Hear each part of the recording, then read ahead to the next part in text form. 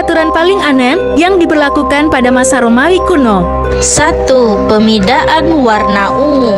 Pada masa Romawi kuno, warna ungu dipandang sebagai yang paling mulia dan agung. Para kaisar mengenakan toga terbaiknya berwarna ungu setiap paginya.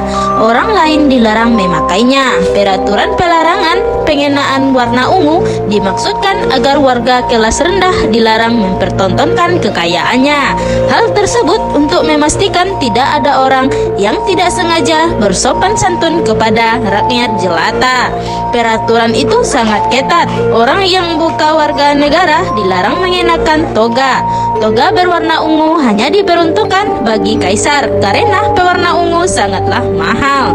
Pewarna itu diimpor dari Funisia dan dibuat dari tiram. Untuk membuat pewarna, satu toga diperlukan 10 tiram. Jadi memang mahal sekali. 2. Kaum wanita dilarang menangis di pemakaman. Pemakaman ala Romawi dimulai dengan proses orang-orang yang terisak-isak berjalan mengengkor arak-arak jenazah. Semakin banyak yang menangisi, orang yang meninggal dianggap semakin populer, sehingga ada saja keluarga yang membayar orang-orang khusus untuk menangis. Beberapa wanita-wanita dibayar untuk berjalan bersama arak-arakan sambil menarik-narik rambut dan mencakari muka dalam kesedihan.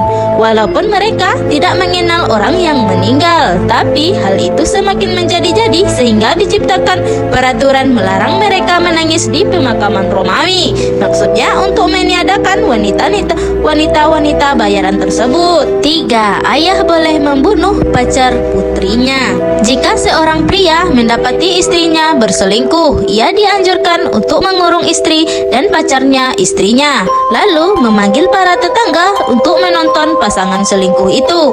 Suami memiliki waktu 20 jam untuk memanggil sebanyak mungkin tetangga dan mengundang mereka untuk memeriksa pria yang sudah tidur dengan istrinya. Suami memiliki 3 hari untuk membuat pertanyaan umum yang menjelaskan tempat ia memergoki istrinya, pacar selingkuhannya, istrinya, dan beberapa kisah seru seputar perselingkuhan. Suami itu juga diwajibkan untuk menceraikan istrinya atau suaminya itu sendiri bisa dituduh menjadi mucikari. Ia boleh membunuh selingkuhannya istrinya jika pria itu adalah seorang budak atau pekerja seks komersial. Tapi jika pria selingkuhannya istrinya adalah seorang warga negara Romawi, maka suami bisa membicarakan dengan ayah mertua.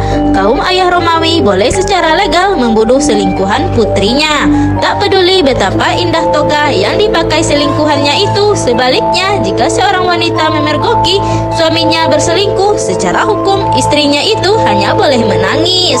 4. Hukuman dikarungi bersama binatang. Jika seseorang melakukan suatu hal yang buruk, ia bisa dihukum pancung. Tapi kalau pelanggarannya sangat jahat, orang itu bisa diseret ke atap penjara dan didorong hingga jatuh. Jika seorang membunuh ayahnya, ia dihukum secara mengerikan.